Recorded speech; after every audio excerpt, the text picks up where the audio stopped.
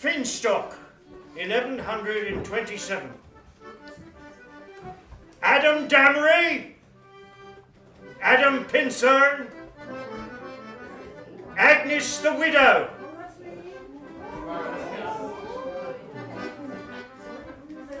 Aylward of Finstock, Celia Nod,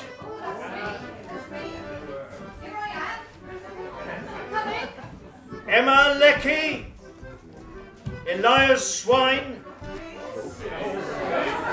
Eleanor Hunt, Godfrey Dornvers, Henry Hall,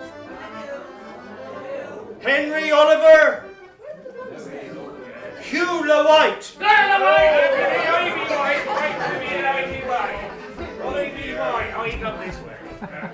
James LeBlund, Joan Pincern, Yes.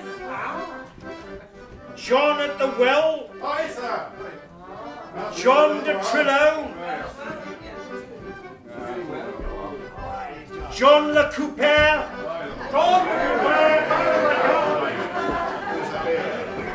Marjorie, daughter of August, Matilda Willett, Nicholas Cobbler, Nicholas Danvers, Patches of Shootledge, Peter LePêcheur, Ralph Shacklock. Oh, I'm Ralph Shacklock. Has it shaken out to you? Ralph Goddess, Richard Atway, Richard de Swindon, Rosalind Shreve, Robert Lafleur, Roger Swineherd, Stephen Alessandre, Thomas Pooh, Thomas, son of Walter in the hymn. That'll be me in the corner. Walter Dodd, Walter LeBlanc, Walter of Ramsden, Wilhelmina Dodd,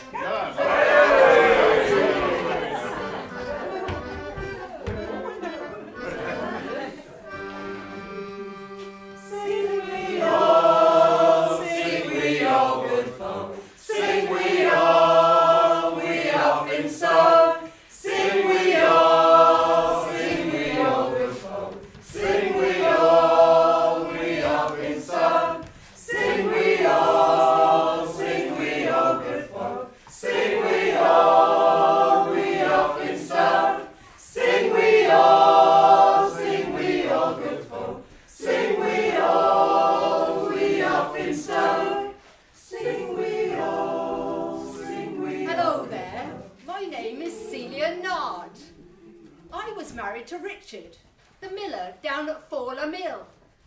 He was a hard-working man and we ran a good business. But in 1250, Richard left me a widow. We had no children, but he was a good man, a kind-hearted man, and he'd endowed the mill to me, so I would be looked after once he had gone. Well, in that time, the mill was owned by the Charlbury Manor parish, which was owned by Geoffrey of Lambourne, the Abbot of Ensham.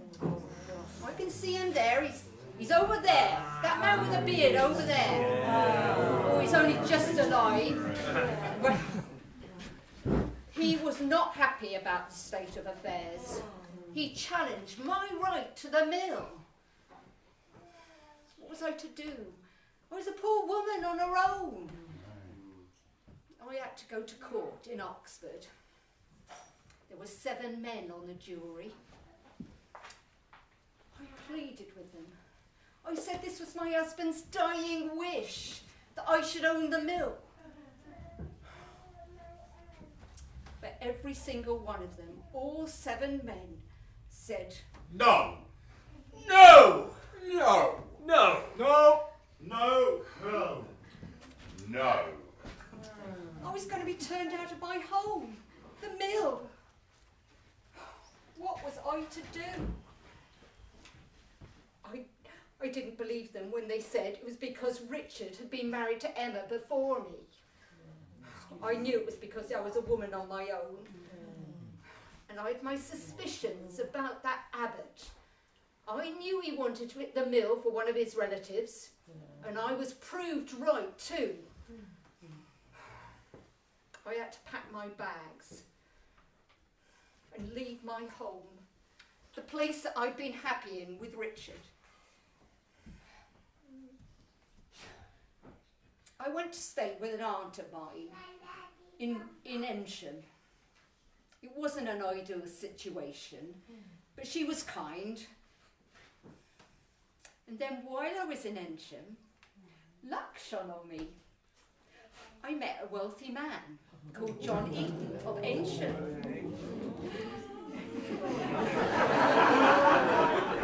Richard and I used to do business with him. And very soon, he asked me to marry him. And I said, yes. So things worked out all right in the end. Sing we all, good folk. Sing we all, we often so. Sing we all, good folk. Sing we all, we often so. Sing we all, good folk. Sing we all, we often so. Sing we all, good folk. Sing we all, we often so. Sing we all, good folk. Sing we all, often so. Sing we all,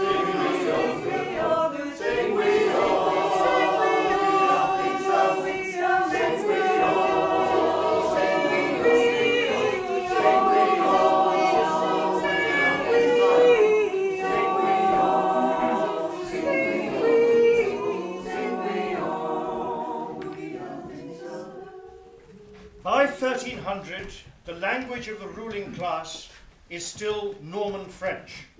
Ordinary folk still speak English, but if you want to get on, you need to know some French. And in this village, the choice of names... Gilbert. Denise. Maurice. suggests that the Norman influence is strong. Round here, Wychwood is still largely forest and is part of the royal hunting ground. The penalties for poaching are serious. Like our outlawed Nicholas King. Oh, I get away with half a fine for that. If you were lucky, you could get hanged for that. There is some cultivated land owned by the Abbot of Ancient as Lord of the Manor. And if we looked round the landscape here, we'd see the forest interrupted by a few farming houses with outbuildings and workers' cottages. And these places were named after the people or the livestock that occupied them. Yes, like Patch Ditch up on the hill. Then there's Tatterswell, where our Nick King lived. Allgate's Heaven, where the goats used to have their pastures. And there were buildings around at the bottom too, where woodpeckers nested. Finstock. Hooray!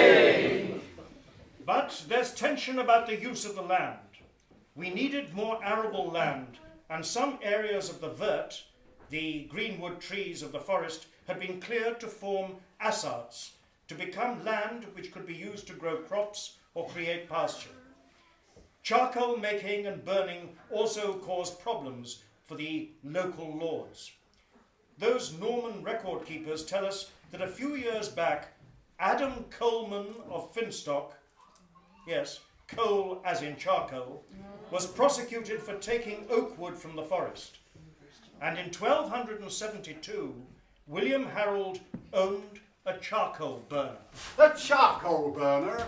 I bet old William didn't ask any questions. Somebody tried to sell him some cheap greenwood from the forest, didn't he? And John Harold, along with others from Ramsden and Ditchley, also got into trouble with the authorities, as the clerk of the court tells us. Oh. John Harold is an habitual wrongdoer to the vert in the domain of the Lord King, as in the woods of others in the forest, both by day and night. These fellows are also charcoal burners in the same. Yes, without warrant, who came and being convicted regarding this, are in prison. Others in the community were doing their best to keep out of trouble.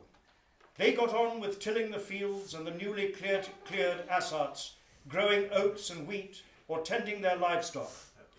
However, William Harold turns up in the records again. It seems he just keeps pushing the boundaries. Oh, yes, he's allowed his pigs to wander in the forest during the forbidden month.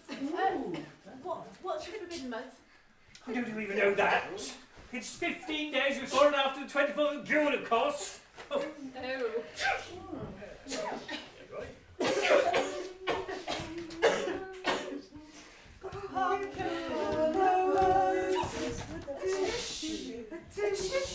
We all fall down.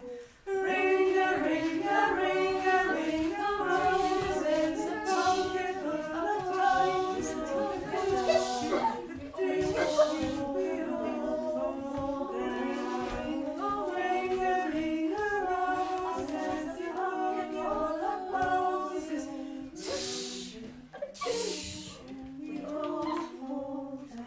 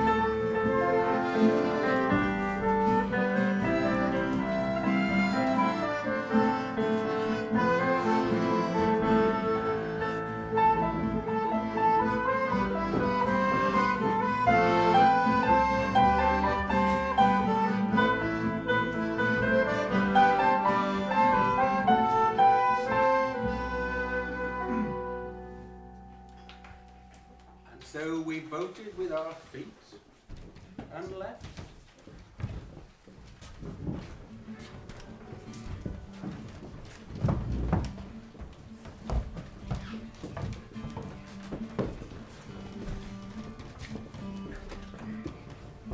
I used to walk behind the plough and watch for shoots of green. Now there's no plough for the furrow and the land is full of weeds. But the rooks have fled the chimneys and the flames have caught the thatch. Now I'm leaving my home and I won't be coming back. Coming back, coming back, I won't be coming back. Coming back, coming back, I won't be coming back. Well, the plague did not defeat us, but the taxes are so cruel. We choose to take our chances and leave our masters rule. For the roofs have fled the chimneys and the flames have caught the thatch. Now I'm leaving my home and I won't be coming back. Coming back, coming back, I won't be coming back. Coming back, coming back, I won't be coming back.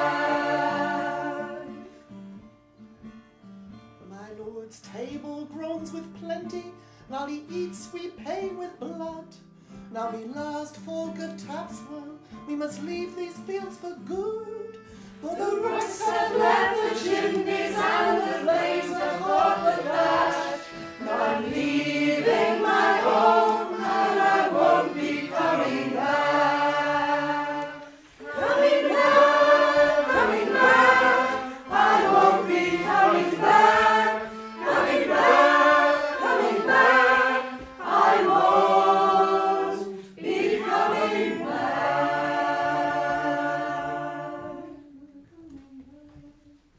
In such difficult times, times, it isn't surprising that the ordinary people of the country rebelled against their hardship in the Peasants' Revolt.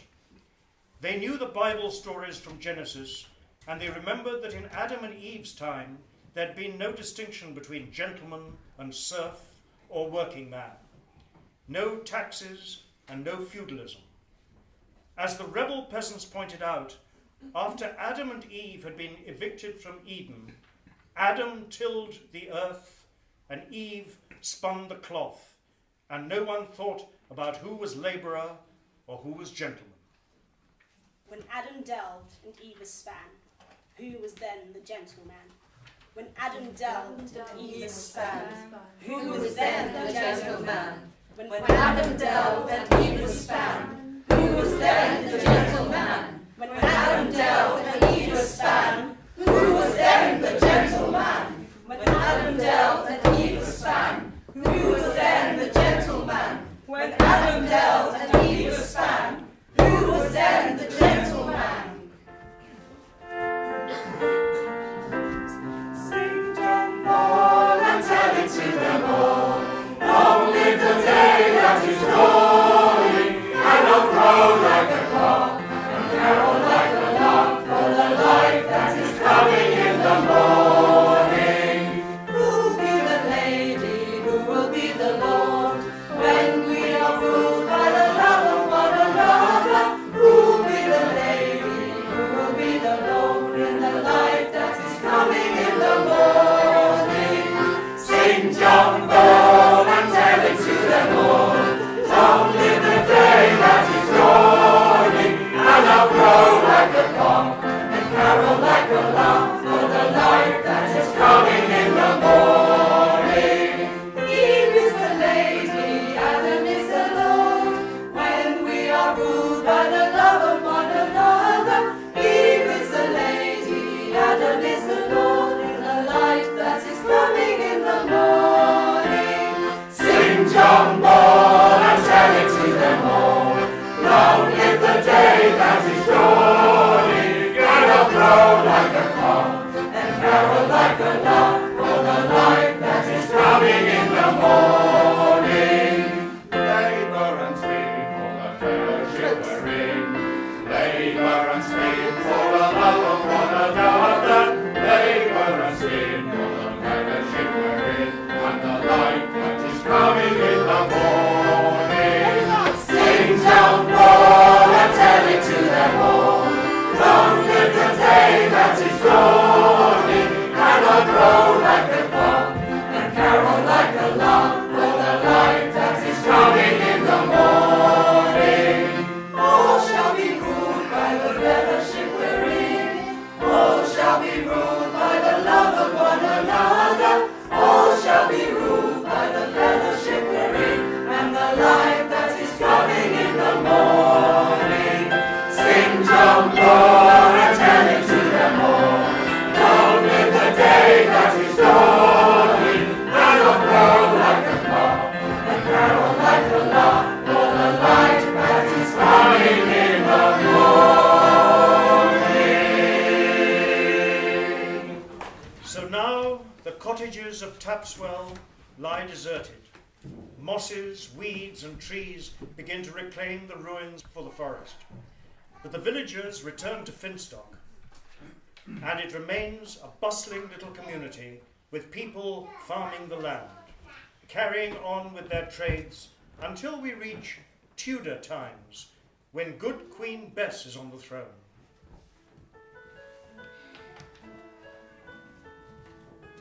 Thomas Hunt of Finstock, will proved 1586.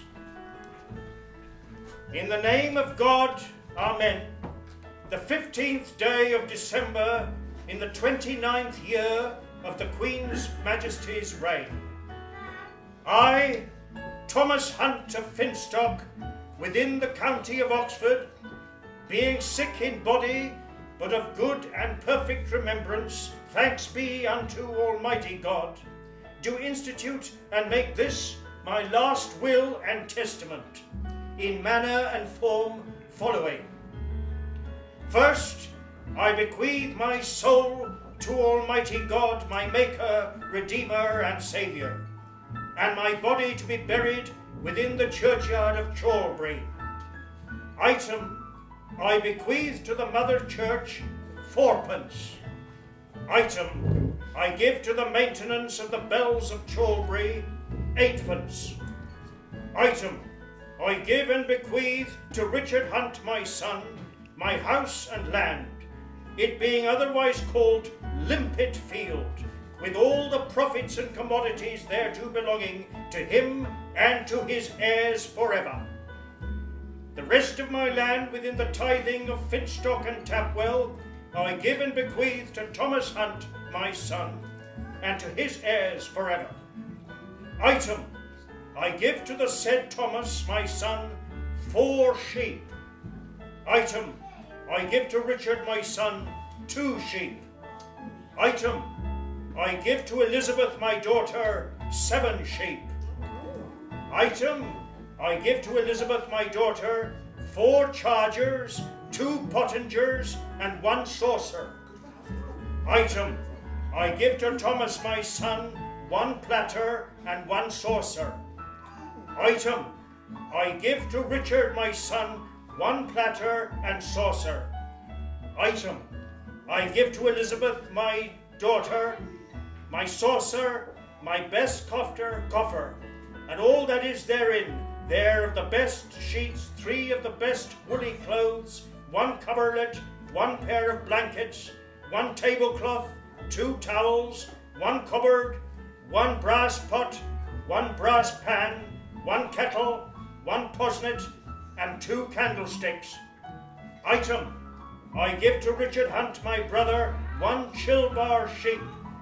Item, I give to Elizabeth, my daughter, 1 acre of barley, being ready sown by my 2 sons to her use, and also 5 of the sheep that were given to her mother-in-law. My will and mind is that Elizabeth, my daughter, shall have all the household stuff that was Jane, my wife's, savings 2 pots, 1 posnet, 1 cupboard, and 2 pair of sheets. Whereas I give to Thomas, my son, the biggest brass pot, and 1 pair of sheets, and to Richard, my son, 1 brass pot, 1 posnet, and 1 pair of sheets. Item, I give to Elizabeth, my daughter, the best feather bolster, 2 of the best cows, 1 of the ewe calves, so that Thomas, my son, may have 1 of the first heifer bred of him, till it be weaning able. And the said Thomas to have 1 of the best cupboard, 1 of the little barrels, and 1 of the worst carts.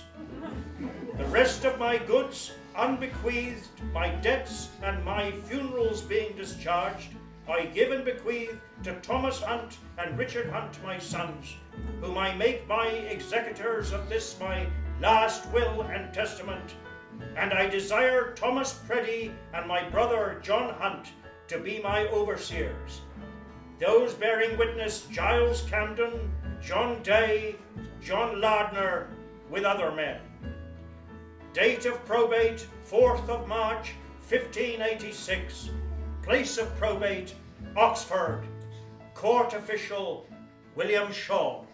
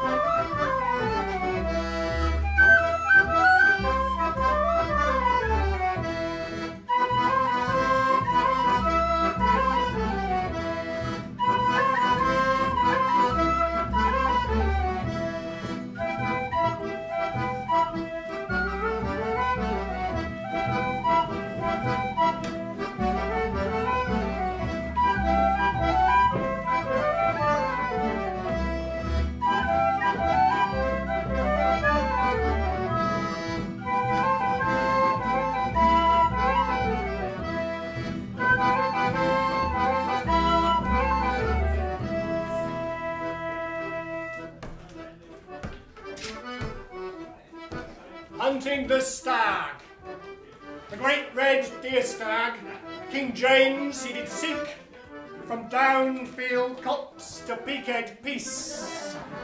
King James made me to run for my life down patch riding. I ran to Taylor's Croft, where death for me was biding. The king pursued me fast, fast from wall crown flying. The king did hunt me living, Lime pit field had me near dying.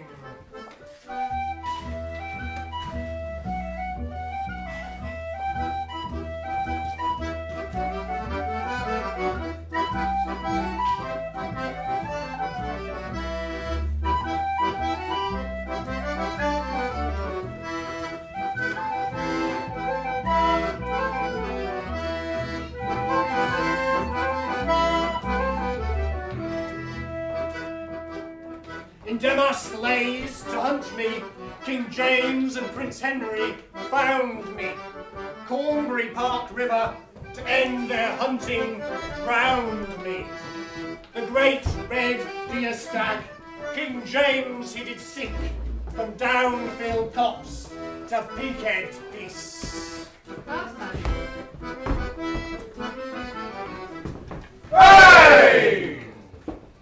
Drink, boys, drink, and see that you do not spill. For if you do, you shall drink too, for that is your master's will.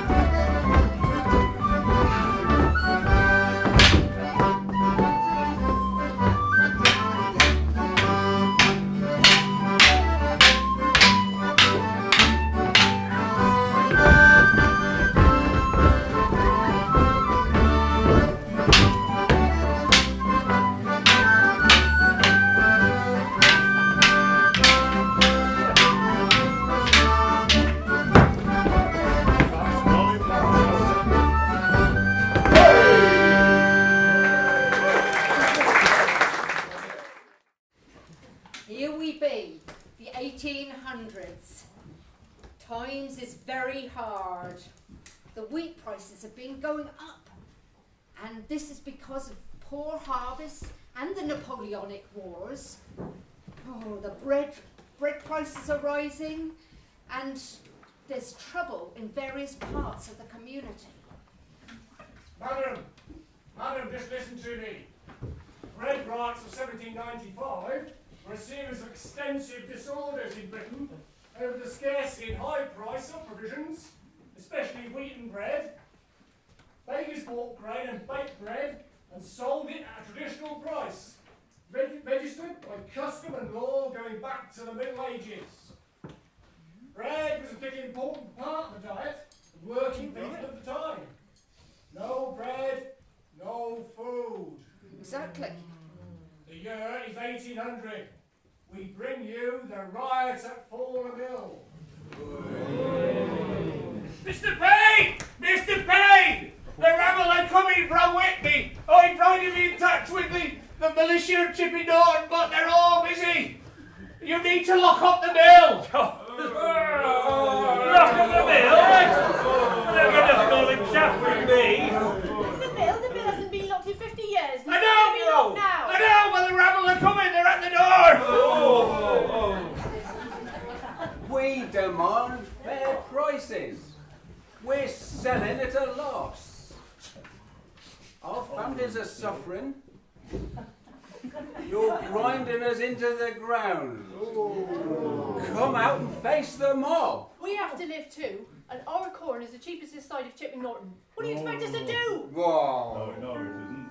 Our ovens are cold, our cupboards are bare, our children are hungry with nothing to share. The winter was hard, the springtime was wet, the war isn't over, it's not finished yet.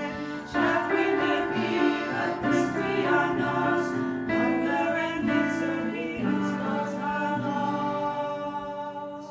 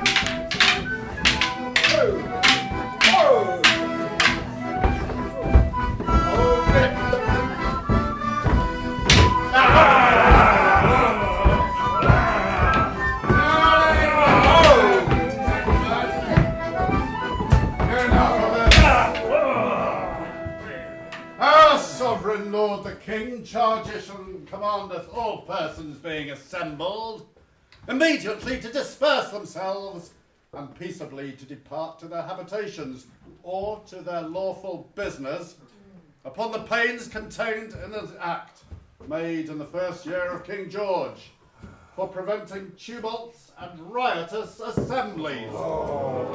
God save the King!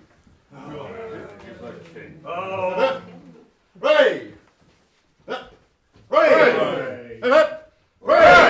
Oh, very well. It's not worth broken bones and sore heads. I agree. But only if you agree to disperse peaceably the way you came. We might do.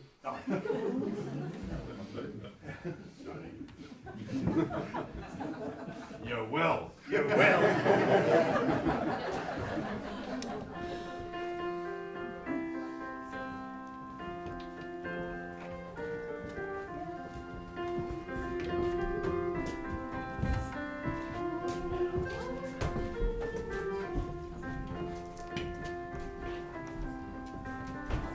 Wychwood Forest Fair began life, surprisingly, as a Methodist tea party and picnic at New Hill Plain in Wychwood Forest. Not the genteel affair you witness today. Back in the 1850s, the only word to describe it was raucous. Up to 50,000 people streamed in from near and far. The Oxford, Worcester and Wolverhampton line, the old worse and worse to you and me, put on special trains. Witney was deserted and all forms of transport used to convey visitors to Wychwood, even timber carriages and farm carts. Music and dancing, prize fighting, travelling theatre, menageries, stalls selling goods, children's games and entertainment of all sorts, and food aplenty. But watch your pockets, for fairgoers could expect to lose watches and chains, money and other valuables to the vast number of pickpockets it attracted. Hey ho, come to the fair. Hey ho, come to the fair.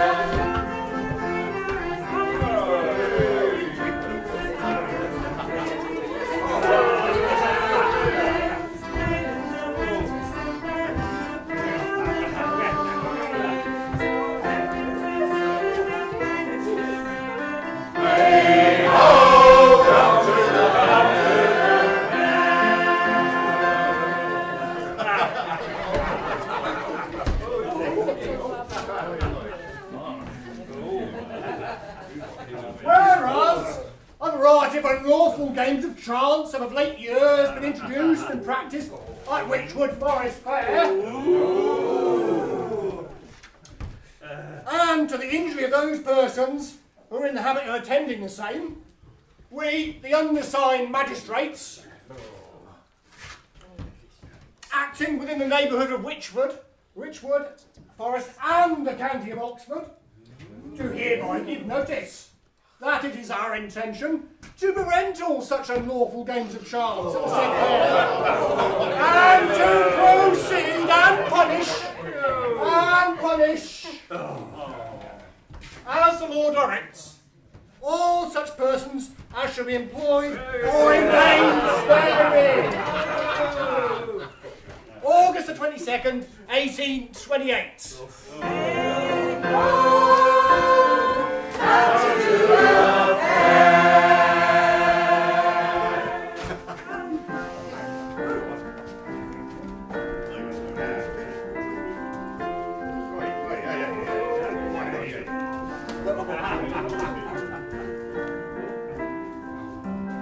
Who be the lady? Who will be the lord? Oh, Oh,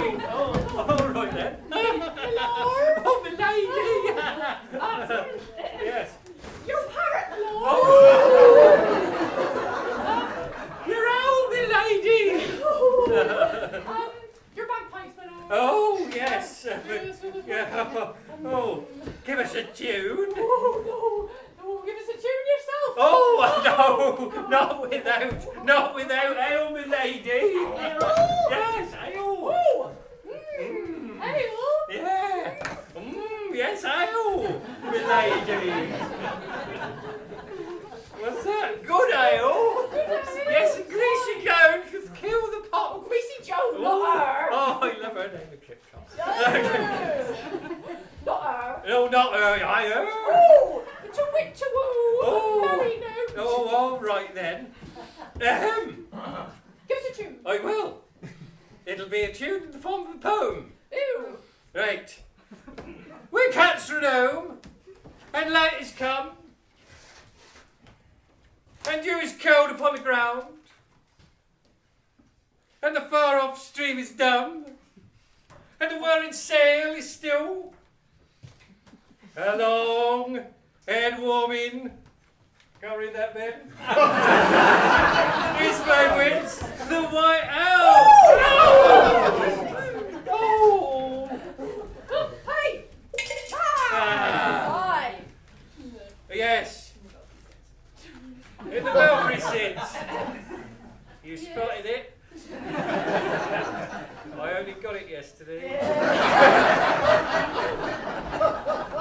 When merry milkmaids click the latch and really smells the new mown hay, and then the cock hath sung beneath the thatch, twice or thrice is round a lay, alone and warm in his five wits, the white owl, in the belfry sits.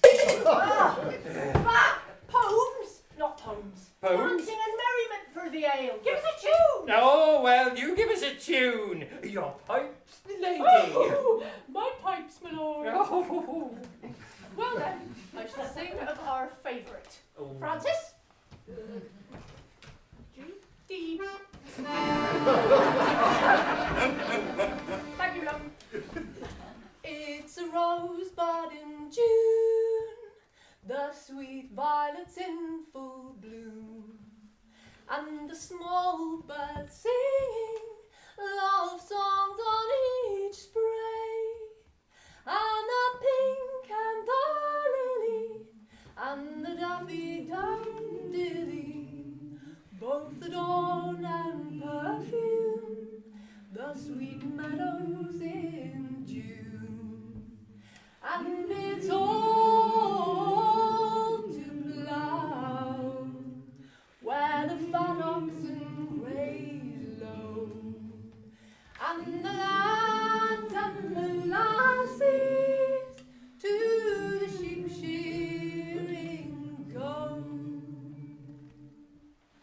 Oh.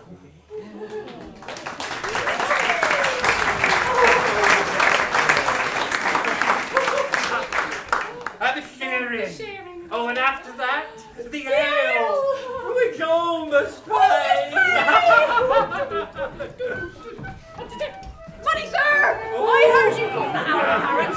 It's not a parrot in a cage, it's my lord's owl. So I would like some money, for which I will buy some more ale. Very much, sir. Oh,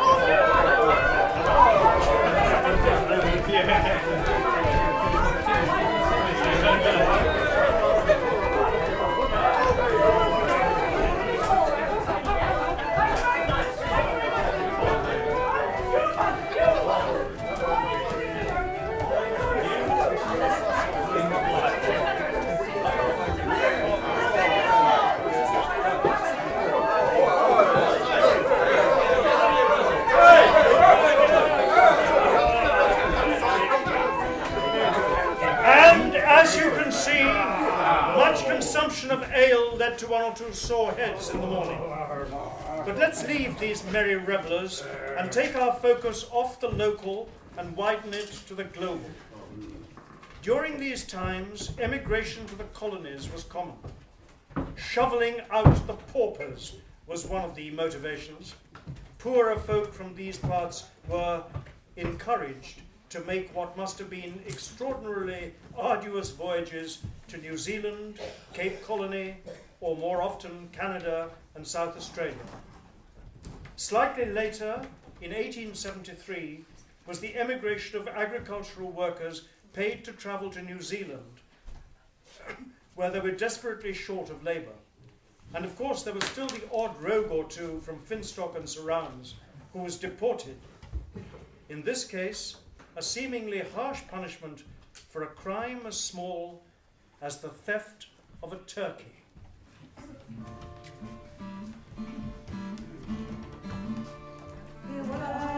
Why, Solomon Oliver, why, Solomon Oliver, why, tell me why, Solomon Oliver, why, Solomon Oliver, why? You had your life before you and a lovely girl to wed. The marriage day was nearing and the banns had just been read, when one of your bands of rascals hatched a plan inside his head, and you threw it all away to pour a different life instead. Tell me why, Solomon Oliver, why, Solomon Oliver, why? Tell me why, Solomon Oliver, why, Solomon Oliver, why? You walked a mile to follow with your brother and your friend. Your night was dark and moonless as though it would never end. You dreamed of having a wedding feast for more than you can spend, and the fat and juicy turkeys were just waiting round the bend. Tell me why, Solomon Oliver, why, Solomon Oliver, why? Tell me why, Solomon Oliver, why, Solomon Oliver, why? You chased them round the fields and grabbed the fattest of them all. You stuffed them into sacks and then you jumped back over the wall. The squawking and the scuffling must have woken Farmer Will, so he grabbed his sticks and woke his sons and chased you down the hill. Tell me why, Solomon Oliver, why, Solomon Oliver, why? Tell me why, Solomon Oliver, why, Solomon Oliver, why? The courtroom was a dismal and a terrifying place. When sentence had been passed, the result of death was on your face. The three of you off to Portsmouth, to Bermuda you were bound, for 7 years of toiling on that unforgiving ground. Tell me why, Solomon Oliver, why, Solomon Oliver, why? Tell me why, Solomon Oliver, why, Solomon Oliver, why? Sophia, won't you wait for me? I'm sorry for what I've done. I promise I'll come back again, and you will bear my son. When 7 years were over, he came back to claim his bride. But she grew tired of waiting, had a husband by her side. Tell me why, Solomon Oliver, why, Solomon Oliver, why? Tell me why, Solomon Oliver, why, Solomon Oliver, Solomon Oliver, why?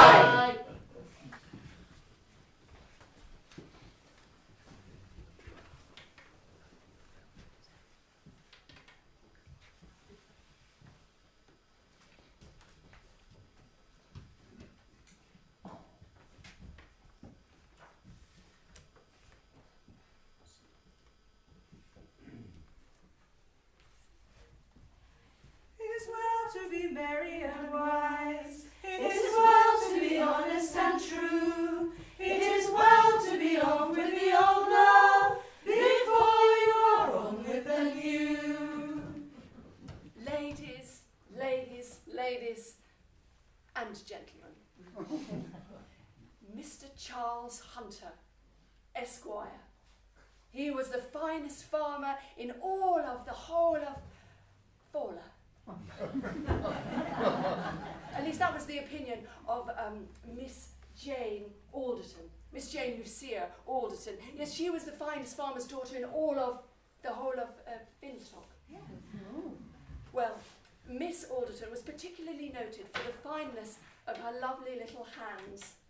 Yes, and the tight fit of the lovely gloves that she wore upon those hands. It was therefore quite interesting that one of those gloves happened to fall off her hand one day as she came out of church, and she just happened to be just right next to Mr. Hunter. And Mr. Hunter, being apparently a thoroughbred gentleman, picked up the gloves and handed them back to her, commenting on the loveliness of her hands and the fineness of her gloves, and saying if she didn't mind him saying, he hoped that she was not a gloveress, for all that stitching and peering in the dark might spoil those lovely eyes. And she replied, no, that she was not a gloveress, but that she hoped to be a governess. And that was the beginning of it all. Yes. The wild romance of that first winter together. Those dances that Miss Saunders of Charlbury gave in 1877. I see perhaps there are some of you here who may remember those very dances. Yes, and the romance of the oil lamp-lit rooms in which they danced, and the joy of dancing, for Miss Alderton, of dancing with Mr. Hunter. Although sometimes she did wonder a little bit about Mr. Hunter's eyesight. Sometimes she would be waiting for him to ask her to dance, and he seemed somehow to be looking over her shoulder. Something else. But then they would dance and go out for some very refreshing air in Miss Saunders' garden. And really, the rose bushes did seem to have an awful lot of thorns. Yes, and Miss Alderton did lose a number of gloves that winter in the garden. But yes, it was marvellous. And then there came spring and summer, and then autumn, and that the next winter, again the dances of Miss Saunders, and yes, the proposal. Mr. Hunter asked Miss Alderton for her tiny, weeny, beautiful, gloved little hand in marriage, and she said, what do you think she said? Yes. Yes. Well, it would be marvellous, wouldn't it, if that were the happy ending? But sadly, it was bad work, and it will all have to be unstitched. Yes, that last winter before they were married, Miss Alderton and Mr. Hunter, it should have been a marvellous last whirl of romance. But at the dances of Miss Saunders, it was not quite the same. No, Miss Alderton really worried about Mr. Hunter's eyesight more and more. He seemed more and more not to see her, to be looking past her to something or someone else. And sometimes his eye would even glaze right over, usually when she would talk about their future married life together. Yes. And altogether, fewer gloves were lost that winter. And I'm afraid that one day, Miss Alderton just happened to put her hand in Mr. Hunter's jacket pocket, just hanging up there, and she pulled out a photograph. Not a photograph of Miss Alderton, but a photograph of that sweaty, palmed gloveress of the lower end of Finstock, Miss Bessie State. See, you've heard of her. Well, only a few days later, in the post office, Miss Alderton was waiting, and she overheard two other young ladies, whose names shall not be mentioned, discussing Mr. Hunter and saying how in a public house he had been seen to take 5 photographs of various young ladies, yes, 5, from his pocket, and say that of these young ladies he was hoping to make a collection. Well, she decided she must confront him. So the very next day, is Sunday, missing him at church, Mr. Hunter, she went straight to his house. And there, I am afraid, in the vestibule, she found a saddle which Mr. Charles Hunter had made expressly for her. And not only was it hanging on the wrong hook, but it was also warm from the behind of someone else. And when she went into the drawing room, what did she find? Mr. Charles Hunter in a dark corner, kissing Miss Bessie State. And if there are any descendants of Miss State or Mr. Hunter in the audience tonight now, I think they had better make themselves known. Well, that was the end of the affair, of course. But if Mr. Hunter thought that Miss Alderton was going to be stitched up and put away, he thought wrong. She thought he should pay. Yes, the shame, the humiliation, the pain, the cost of all the gloves. And the judge thought that he should pay as well. When Miss Alderton took Mr. Hunter to court for a breach of promise to marry. Yes, and he ordered gentlemen take note that Mr. Hunter should pay £400 to Miss Alderton. So, yes. And that was actually a quarter of his fortune. And at the end of his summing up, the judge unusually sang a funny little song. And it went something like this. It is well to be merry and wise. It is well to be honest and true. It is well to be off with the old love before you are on with the new. It is well to be merry and wise. It is well to be honest and true. It is well to be off with the old love before you are on with the new. To be merry and wise.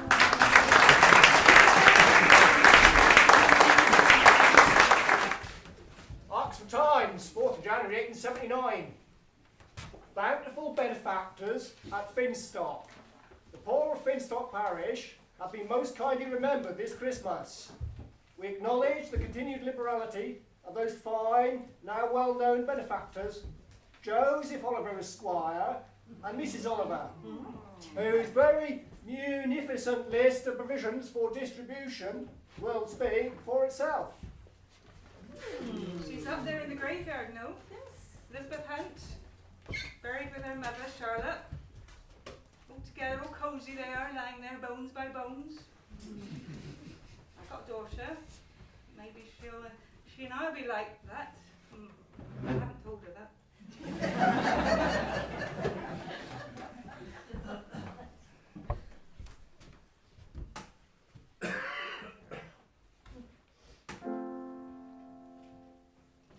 There were shawls full of blankets and fine linen sheets, 90 yards of flannel, there were 5 fat sheep. There was bread, there was ale, and 16 pounds of tea, all from the hand of the lady of bounty. A child of Cotswold, her mother was unwed, her grandfather blacksmith, her father's name unsaid, Elizabeth her name, her riding was at home. It was 1827, this much is known. There were shawls, woolen blankets, and fine linen sheets, 90 yards of flannel, there were 5 fat sheep. There was bread, there was ale, and 16 pounds of tea, all from the hand of the lady of bounty. Her eyes knew the forest, her feet the blue grey earth, her hands knew the stones of the land of her birth, the sheep upon the wall, the barley and the wheat, the hammer and the anvil, the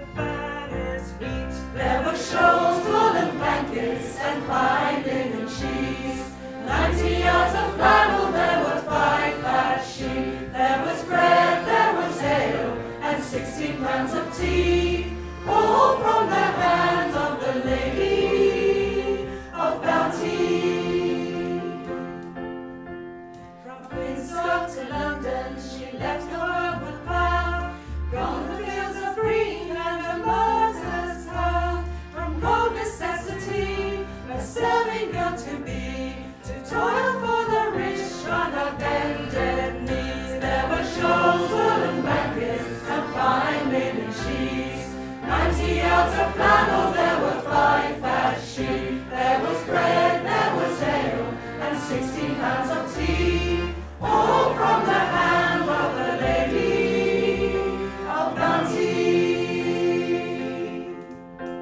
But fortune was waiting, awarded her good share. She wed her Mr. Oliver and turned the lady fair. This gentleman was fine, as his lady kind. He loved his Lizzie well, and he followed her in line. There were shawls, woolen blankets, and fine linen sheets. 90 yards of flannel, there were 5 fat sheep. There was bread, there was ale, and 16 pounds of tea, all from the hand of the Lady of Bounty. With home in her heart and longing in her eyes, Elizabeth returned with her head held high, but with no sense of pride and with no lofty grace. She offered her new wealth to her beloved place. There were shawls, woolen blankets, and fine linen sheets. 90 yards of flannel, there were 5 fat sheep. There was bread, there was ale, and 16 pounds of tea, all from the hand of the Lady of Bounty. And when she was laying in blue clay earth, her gentle Mr. Oliver stood true to her word. He did all that he could till he could do no more, to spread her generosity from door to door. There were shawls, woolen blankets, and fine linen sheets.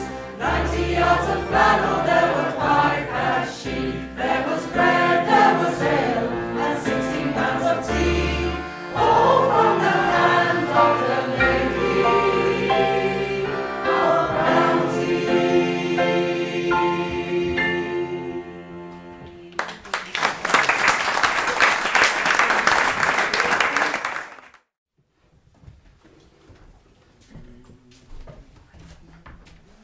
Have you heard some news? Well, they said it was going to be over by Christmas. What Christmas, I ask? Certainly not last one.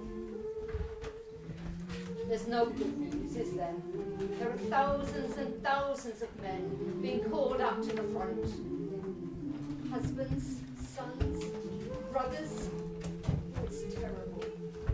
I know, but we have to let them go. To encourage them to go. For the country, for the king. We should be proud. We should be scared as well. But does that mean our own is going to have to join up too? Who's going to do all the work around the farm? There's hardly enough as it is. I think we're all going to have to push it. We're going to have to do the work ourselves? Yeah.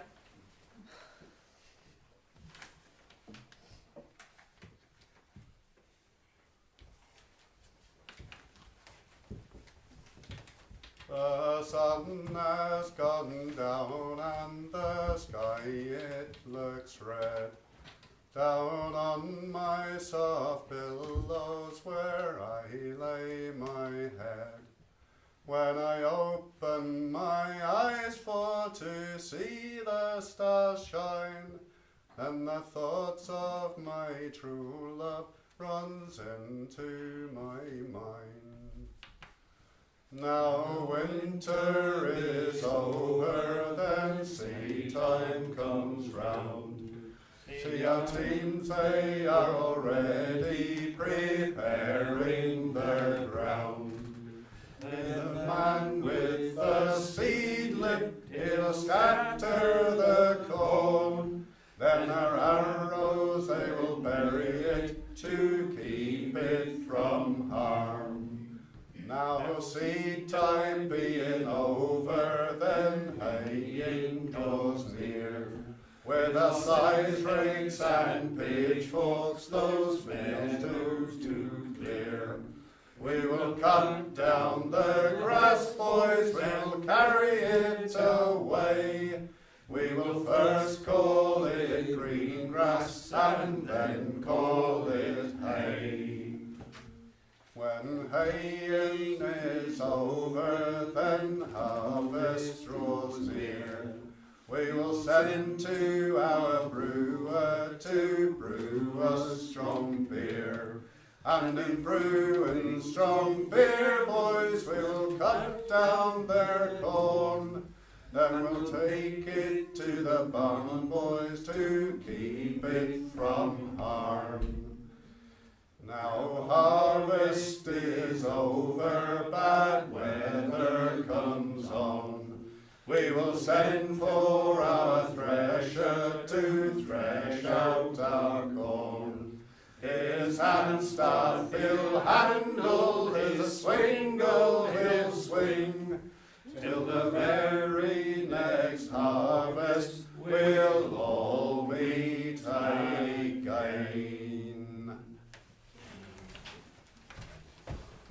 Well, it's conscription now, is it? Huh, even after they've had 1 million men signed on as volunteers. I can't think they need an army that size when all's said and done. Of course they do, George.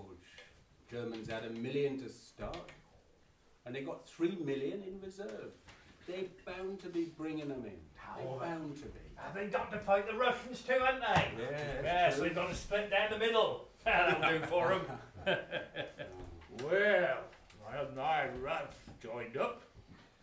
Either way, back in January. It says it was good down there then, and it's still training, and I think I haven't heard from him, but I think he joined the, what were they called? The Queen's Own Oxfordshire Hussars. Queer objects on horseback. Out there in the mud, the cavalry don't make sense. Ridiculous. Well, completely lost what I was going to say now. I remember I got all distangled this evening anyways because my wheel blooming broke it. It's not too much beer. You can't trust it. Broke a wheel shaft out there. Well, dear. Problem. Upside down and inside out. But I tell you what, we had some news though from Fred and Ernie, which is great. Right. Oh, yes. That's very good news. Yeah, they've gone and joined up with a fourth Oxen Bucks battalion. Oh, right. Yes. Apparently they just landed in France too. They'll be getting their hands dirty now then, won't they? Well, It's news you want. I've got a letter from the front. Oh. Well then, Bill, let's be having it. My Philip. Ah. That's a long one, isn't it? never mind that, just read the letter. This is getting some news, isn't it? Right. This is getting some news. You listening? I'm all ears. Dear Mum and Dad, Betsy and Laura, how are you all back home? And in the village? Bennett's warming up on in the fields now, and I hope old Watley has been looking after his employees there on Cornbury Park. He's not a bad old stick, I reckon, but he must be finding it hard to keep all the farm going. Dare say there's a bit more game on the tables in Finstock as a result. Drink to that. Any news of Fred and Ernie? Last I heard they were going to be going to New Chapel with the First Army. It's been a right tough old few months out here now, with the cold and mud. Hasn't been so much fighting to speak of, just hours of standing and sitting about in those stinking trenches and thinking of home. Just waiting for some action though. There's bouts of shelling back and forth and orders and counter-orders, and you never know when we'll finally get committed. Just hanging on. I do miss you all. How did the Domino League go to the Crown this last month? And our Betsy pining for Ernie, I bet. She must have heard from him by now. I'm now surely. The post's moving well, even if we aren't. Anyway, time for gruel now. I'll write again soon, your loving son, Philip. He seems careful enough anyway. Still, you never know what they're holding back, do you? Where was it your two boys ended up then, Albert? Oh, John and Charlie. They were the second Oxen Bucks course, and they got out to Wipers just in time to miss the action. Oh, well done. But of course they got mixed up in Festival instead. First night action of the war. That's right. I do believe. No, there was quite a night out. Yeah. Anyway, they got through all right. They made it through all right, thank God. Yeah, well, that's called for celebration then. It is Alfred. called for celebration. Go on, song time, eh? Yeah, here's one of the old favourites. Here we go. What shall we have then? Why not? Well, that be it then, George. Something Right. appropriate. It is of good ale to you'll sing, and to good ale I'll always cling. I like my mug filled to the brim, and I'll drink all that you'd like to bring. Oh, good ale, now my darling, now my joy, both night and morning. It is you that helps me with my work, and from a task I'll never shirk. As long as I can get a good home brew, and better than 1 pint I likes to. Oh, good ale, now my darling, thou art my joy, both night and morning. I have told me friends, and I've often swore, that I never would drink strong ale no more. But you, for all that, I forgive. I'll drink strong ale just as long as I live. Oh, good ale, thou art my darling, thou art my joy, both night and morning. Sound like fuel dirt. Well done, lad. On and on it went. Well, you all heard about the big battles, didn't you? Wipers were done and the like. And then, of course, there was a Somme. Almost 5 months of madness. 60,000 gone on the first day, God help us. Played havoc with the Plough's battalions, that did. Lost John and Charles there. Same battle. Boy, heck, that was tough on Albert and May. It's been a rough old year then, isn't it? It has. Poor old Albert there. Now, who knows when this campaign, as they call it, on the Somme, is going to finish? Be over by Christmas. Yeah. Won't be any lads left for anything soon. You hear about the munitions factory over in Banbury? No. Filling factory number 9, they call it. It's almost all ladies employed over there now. Canaries, they call them. On account of the colour they end up. Yeah, filling them shells with heaven knows what. And you know, the gaffer there has been heard to say, I ain't proud of producing mustard gas for harming other human beings, but I ain't stopped them though, has it? Another year, another harvest. Now it's 1917, and they formed the Women's Land Army. Well, because all the lads was away fighting in the war, and there was nobody there to look after the fields and the farms. Apparently only 3 weeks' food supply left when the Land Army was formed. Can you imagine it? Yeah. There's still more casualties. Philip's boy Bailey was unlucky at Arras in April, and then young Fred caught it at Cambrai in November.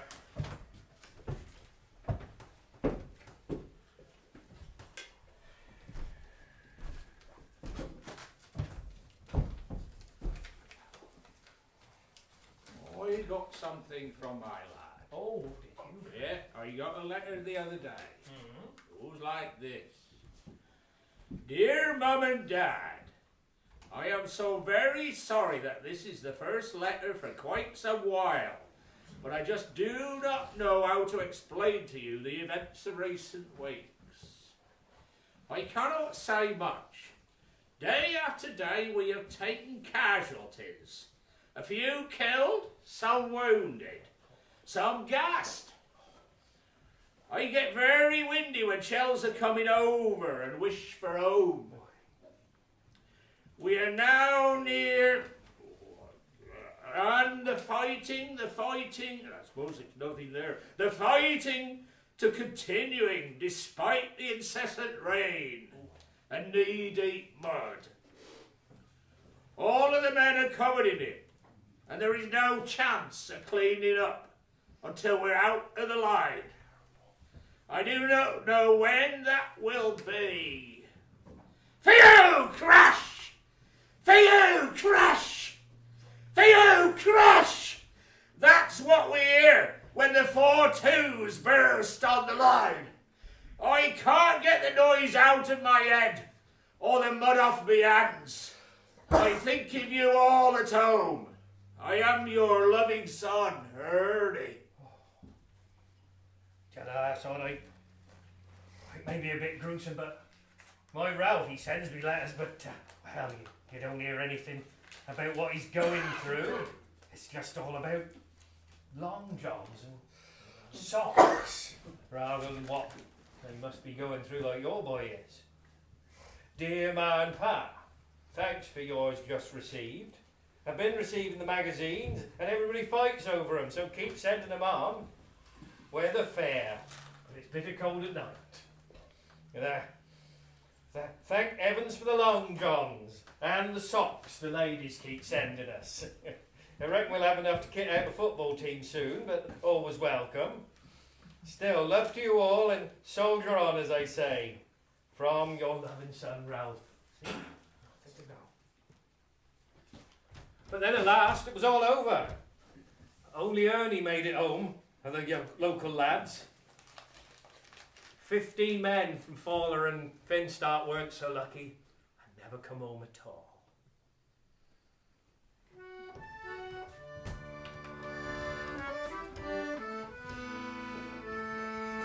Morris dancing was kept going by men for 700 years. But during the First World War, when over 70% of men in English towns and villages met their death, it was the women who kept that tradition going. Beyond springtime, since she was a bride, and still you may see her at each Whitsuntide, in a dress of white linen and ribbons of green as her memories of loving. Her feet that were nimble tread carefully now, as gentle a measure as age do allow.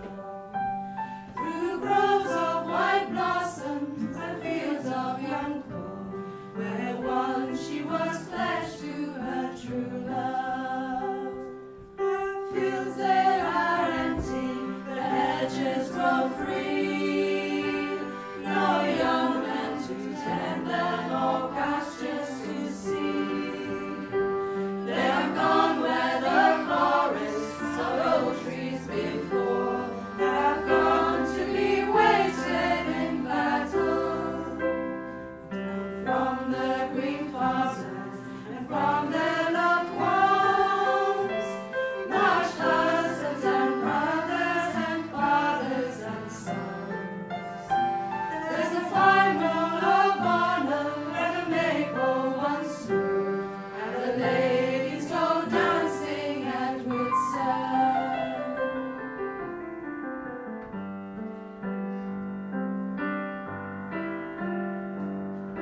There's a straight row of houses in these latter days, all covering the downs where the sheep used to graze.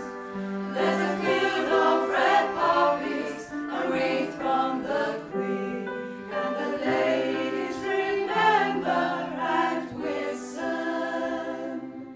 And the ladies go dancing at Whitsun. Well, Pitcliffe and Finstock was a time of great excitement for the youngsters who were anywhere close, and the first sense we had that there was going to be a pit kill would be a bunting of straw outside a particular cottage. And that would be a sign that there was going to be a pig killed that day. And then we would wait for to hear the pig squeal when he was caught in the sty. It was a particular squeal. I'm sure that the pig sensed that the time was up, because that squeal was entirely different than any other that pigs seemed to make. And then we would hare down as fast as we could to wherever the killing was going to be.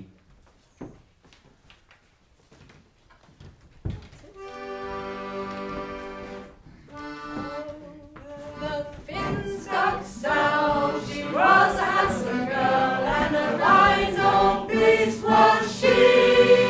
But at the Mayhew fail, we caught her by the tail, and then bacon, bread, and sausages for tea.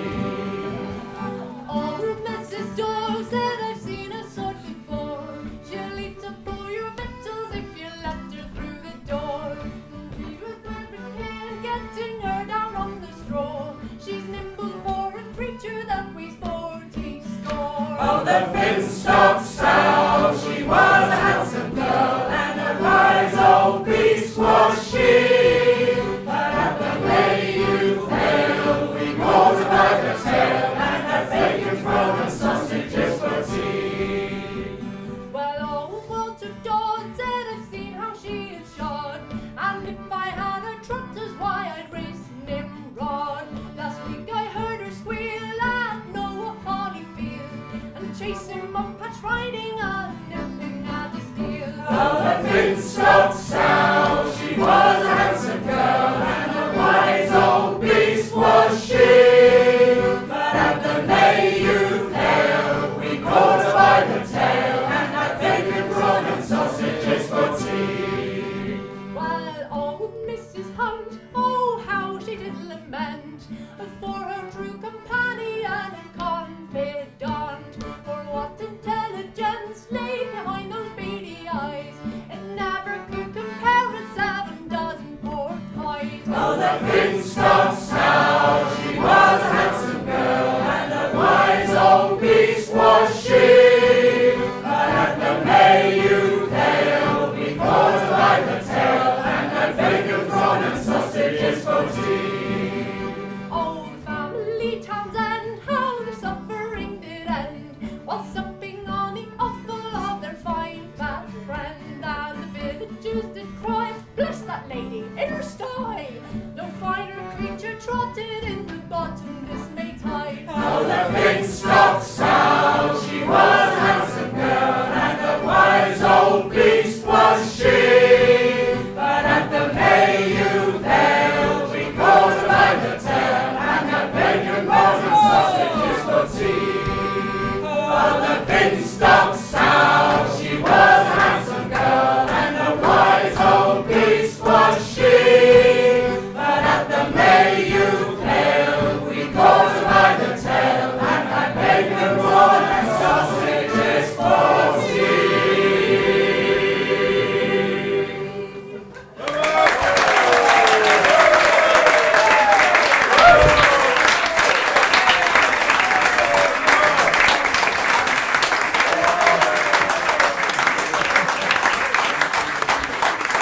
Ladies and gentlemen, you've been a fantastic audience, and thanks so much for that. It's come to that time in any production, the end.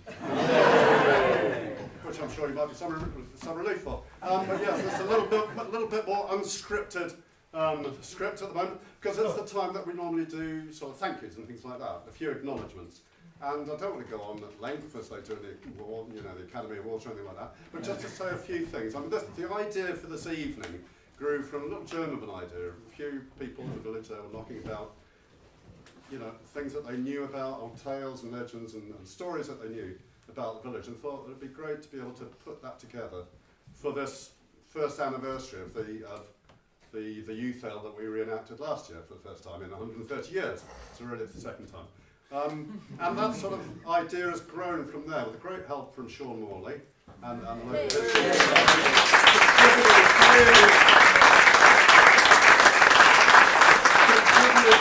contributed the bulk of the stories. And then lots of people have gone away and picked up the ideas of the stories, and as you can see from the programme, have drawn together some themes and some sketches and music and so on from that. But there is one person in particular who's really lost a lot of sleep and has helped to pull the whole thing together over the last few months, and done a formidable amount of work with the music as well as trying to do the production, pulling the whole thing together, doing the programme and everything else as well. So we really need to thank Kath Lucas for that.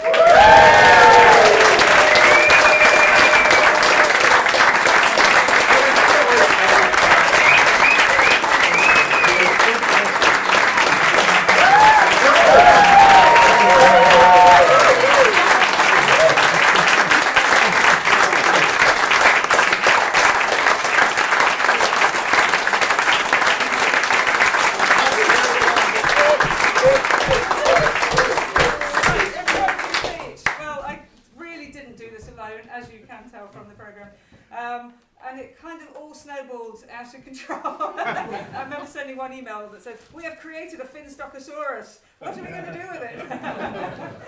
So many thanks to one and all for not only creative efforts, but also putting in the time to come yet again and abandon small children and all sorts of things, and put up with bossiness, and you know, we did it. We got there.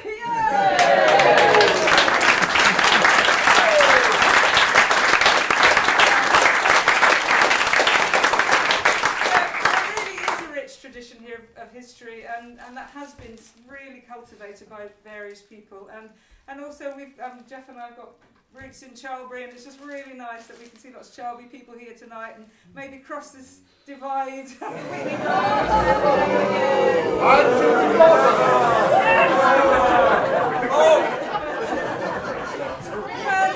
Because there's just so much to be gained from it. You know, there's just lots of wonderful people, and if we can make things like this happen, bring people together. I have this image of us having a big picnic where we set off from Finstock and then Charlbury set off from Charlbury, and we meet somewhere that we just don't know where it is, because we don't know where that meeting point is, and we all sit down and have a picnic together. That'd be great. I don't know about Ramsden. I don't know. Okay. Thank you so much for coming, and see you again. Drink more!